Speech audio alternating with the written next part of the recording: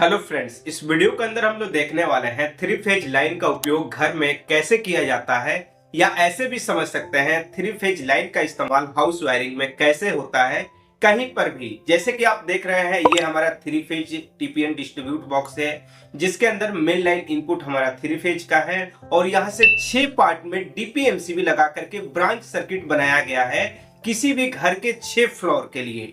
ये 6 फ्लोर के लिए हम यहाँ पे बना रहे हैं। किसी घर की बिल्डिंग है, उसमें 6 फ्लोर है, हो सकता है आप किसी दुकान के लिए बना रहे हैं कि 6 पार्ट में आपका दुकान हो, या 6 किसी भी तरह के मेन बोर्ड के अंदर आप लाइन देना चाहते हैं यहाँ से ले जा करके।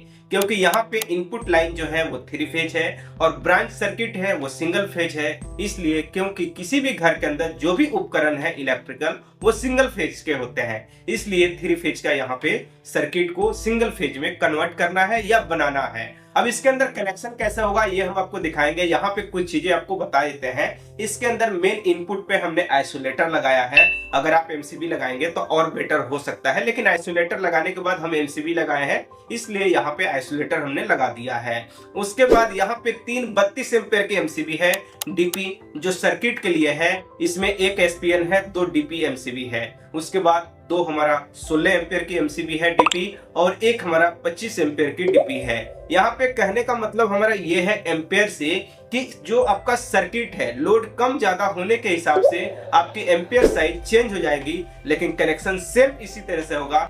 6 पार्ट के लिए कहीं पे भी कनेक्शन आप करना चाहते हैं तो सिर्फ इस तरह से करेंगे और प्रॉपर तरह से काम करेगा, किसी भी तरह का प्रॉब्लम नहीं आने वाला है और हर जगह पे इसी तरह से काम किया जाता है। तो चलिए इस वीडियो को शुरू करते हैं। इस वीडियो को पूरा ध्यान से देखिए, सुनिए, समझिए। उसके बाद आपके मन में किसी भी तरह का डाउट, सवाल, सुझाव होता है तो नीचे कमेंट बॉक्स में जरूर लिखिए।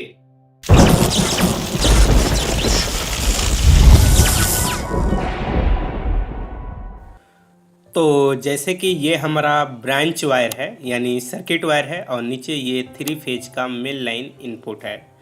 यहाँ पे अब इन सब का हम कनेक्शन करेंगे। सबसे पहले हम क्या करते हैं, इस वायर को थोड़ा सा हम करते हैं साइड में, यानी इस साइड थोड़ा कनेक्शन करेंगे तो दिक्कत नहीं करे, बार बार नहीं आए। स्क्रू ड्राइवर लेंगे और आइसोलेटर को हम यहाँ पे सबसे पहले स्क्रू को खोलेंगे और आइसोलेटर के जगह आप चाहें तो टीपीएन एमसीबी या 4 पोल एमसीबी लगा सकते हैं, दोनों बेटर है। लेकिन यहाँ पे आइसोलेटर के बाद जो भी सर्किट है एमसीबी से कंट्रोल हो रहा है, तो हम यहाँ पे पैसा को बचाने के लिए ऐसा कर सकते हैं।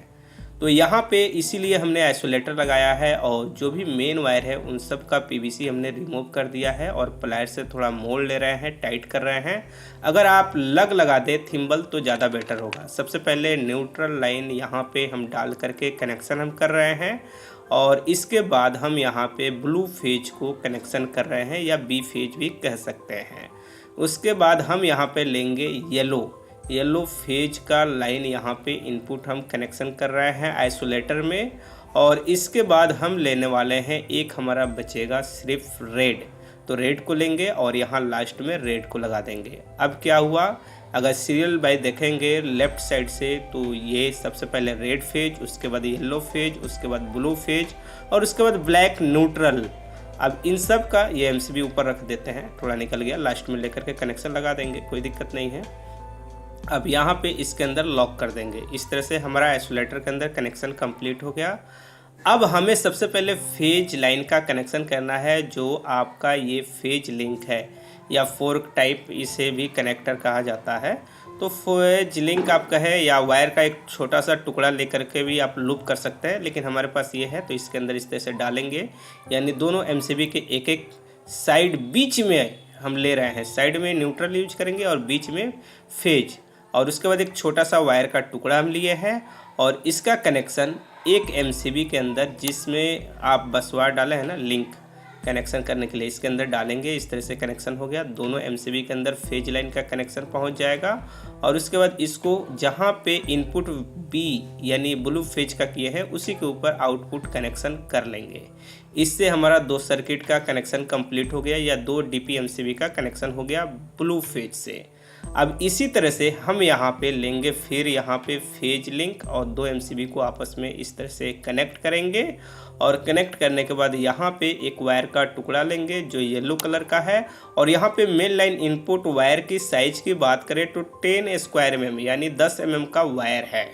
क्योंकि यहाँ पे लोड थोड़ा सा ज़्यादा है इसलिए। अब इसको हम क्या करेंगे, इसके अंदर प्रॉपर तरह से डालेंगे, स्क्रू ड्राइवर लेंगे और यहाँ पे इसका कनेक्शन फुल टाइट करेंगे, किसी भी तरह से लूज नहीं होना चाहिए। और यहाँ पे आइसोलेटर के आउटपुट जो येलो फेज जहाँ से हो रहा है वहाँ पे कनेक्शन हो जाएगा। सेम इसी तरह से कनेक्शन करना है। हमारा एक और बच रहा है रेड फेज। जिस तरह से दो हमने अभी ब्लू और येलो को किया है, उसी तरह से रेड वाले के लिए यहाँ पे रेड कलर का वायर का टुकड़ा लेंगे और इसकी पीवीसी रिमूव करेंगे और सेम यहाँ पे किसी एक एमसीबी के अंदर बीच सेंटर में हमने कनेक्ट किया है दोनों एमसीबी का, तो किसी एक में आप डायरेक्ट कनेक्ट कर दीजिए। और इस तरह से पूरा कनेक्शन करने के बाद यानी स्क्रू फुल टाइट करने के बाद इस वायर को लेकर के आएंगे आइसोलेटर में और यहाँ पे हमारा रेड फेज आउटपुट होगा और यहाँ पे कनेक्शन कर देंगे। इस तरह से हमारा आइसोलेटर से डीपीएमसीबी के अंदर फेज लाइन हमारा कंप्लीट हुआ। अब यहाँ पे एक बात हमेशा ध्यान रहे, जिस सर्किट का न्यूट्रल फेज है वही इस्तेमाल करेंगे। ऐसा नहीं कि न्यूट्रल किसी और का, फेज किसी और का, तो फिर वो गड़बड़ हो जाएगा। और डीपीएमसीबी में ये ध्यान देना होता है। और हर वायर में मार्किंग है, हमारा टेप लगाया गया है, तो न्यूट्रल फेज कभी भी एक डीपीएमसीबी में जिसका फेज लगा रहे हैं उसका ही न्यूट्रल। अगर सिंगल पोल रहता तो आगे पीछे कोई चल सकता है, लेकिन इसमें नहीं चलेगा, इस बात का ध्यान रहे। और यहाँ पे न्यूट्रल फेज हमने डाल करके एक डीपीएमसीबी में कनेक्शन कर दिया है। सेम उसी तरह से दूसरा जो हमारा सर्किट है उसके सर्किट का वायर का पीवीसी रिमूव किए या कह सकते हैं वायर छील लिए और उसके बाद इसको लेंगे और यहाँ पे न्यूट्रल और उसके बाद फेज यहाँ पे इसके अंदर डालेंगे और यहाँ पे कनेक्शन कर लेंगे। तो यहाँ पे दो ब्रांच सर्किट का है या यहाँ से 2 फ्लोर के लिए लाइन जा रहा है उसकी सर्किट का है, ब्लू फेज का या ब्लू लाइन का कंप्लीट हो गया। इसी तरह से अब हमें करना है येलो लाइन का। सिंपल है, डीपीएमसीबी में क्या होता है, न्यूट्रल फेज दोनों कंट्रोल होता है, तो दोनों का कनेक्शन यहाँ पे करेंगे। तो यहाँ पे ये एसपीएन एमसीबी है, तो न्यूट्रल जिस साइड आइसोलेटर है उसी साइड होगा और उसके बाद जिधर एमसीबी है उस साइड फेज लाइन का कनेक्शन होगा और इस तरह से यहाँ पे कनेक्शन हो जाएगा। अब यहाँ पे क्या करते हैं, दूसरा जो सर्किट है उसका भी कनेक्शन यहाँ पे कर लेते हैं। प्रॉपर तरह से इस बात को हमेशा ध्यान में रखते हुए कनेक्शन करना है कि जिस साइड न्यूट्रल होगा उसी साइड न्यूट्रल और जहाँ पे फेज आउट होगा वहीं पे फेज। अगर उल्टा करेंगे तो फिर जहाँ पे सर्किट का लाइन जा रहा है उल्टा जाना स्टार्ट हो जाएगा। इसलिए इस बात को ध्यान में रखते हुए सही तरह से फेज और न्यूट्रल लाइन का कनेक्शन करें। उसके बाद यहाँ पे हमारा बच रहा है सिर्फ रेड फेज। रेड फेज में भी सिंपल तरीका है, जिस तरह से दोनों को किए उसी तरह से करते हैं। तो चलिए यहाँ पे फटाफट, थोड़ा सा वीडियो फास्ट मोशन में है लेकिन हर चीज़ को आपको समझाते हुए बताते हुए यहाँ पे हम आगे बढ़ रहे हैं और आपको दिखा रहे हैं किस तरह से कनेक्शन हो रहा है। तो इसे फॉलो ज़रूर कीजिए और प्रॉपर तरह से ज़रूर सीखिए। अगर आपको वीडियो एक बार देखने से समझ में नहीं आता है दोबारा देखिए, तिबारा देखिए, लेकिन प्रॉपर तरह से अच्छी नॉलेज इसे ले लीजिए। कहीं पे भी आप काम करें तो आप एक्सपर्ट रहें, इसलिए आपको नॉलेज ज़रूरी है। इस तरह से जो भी सर्किट है हमारा कनेक्शन कंप्लीट है, बस डीपीएमसीबी में न्यूट्रल वायर का कनेक्शन कनेक्ट करना है। जैसे एक छोटा सा वायर का टुकड़ा लिए हैं और यहाँ पे लूप बनाए हैं और इस डीपीएमसीबी के इस साइड कनेक्शन किए और उसके बाद यहाँ पे इस एसपीएन एमसीबी के इस साइड कनेक्शन किए। तो इससे क्या हुआ, दोनों एमसीबी के अंदर इस वायर से न्यूट्रल लाइन मिलेगा। तो सबसे पहले इसी तरह से तीनों पार्ट में, जैसे ब्लू फेज में या हम कह सकते हैं ब्लू लाइन जो आपका है 2 डीपीएमसीबी, या हम कह सकते हैं येलो का है उसके अंदर या रेड का, इन सब के अंदर सबसे पहले न्यूट्रल वायर को कनेक्ट करेंगे और ये इनपुट हम दे रहे हैं डीपीएमसीबी को और इस तरह से इसके अंदर हम डालेंगे और यहाँ पे हम कनेक्शन कर रहे हैं। सबसे पहले फुल कनेक्शन करते हैं, उसके बाद इन सब को आपस में हमें जोड़ना है। जैसे यहाँ पे लेके आ गए, अब यहाँ पे क्या करेंगे, इस तीनों को आपस में जोड़ेंगे। जोड़ने के बाद प्रॉपर तरह से प्लायर से टाइट करेंगे और उसके बाद हम यहाँ पे स्क्रू ड्राइवर लेंगे और स्क्रू ड्राइवर के माध्यम से इसके अंदर डाल करके फुल टाइट, किसी भी तरह से लूज नहीं, कनेक्शन कंप्लीट कर लेंगे और ये कनेक्शन कंप्लीट हो गया।